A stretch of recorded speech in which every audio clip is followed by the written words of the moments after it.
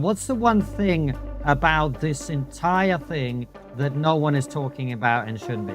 I think it's the Alex Acosta transcript at OPR. When you look at something like CIA stonewalling the files, which is a very, very common thing. I've even had meetings around this with folks in government about just how difficult it is to get files from the Central Intelligence Agency when they don't want to show you something. There's lots of bureaucratic tricks. I mentioned this in the Bruce Rappaport case, where they stonewalled official requests until it was yanked out of them under threat of criminal punishment by the Justice Department. In this case, Pam Bondi could walk down the hallway to the Office of Professional Responsibility.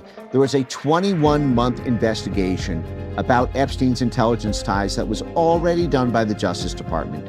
And the fact that all of the files around that investigation are still under seal at the Justice Department is not right. That is something we have a right to know, and it's so easy to do. It's not going to require sifting through 4 decades of CIA financial transactions. It's not something that you can blame anybody else for. It reports directly to the Justice Department.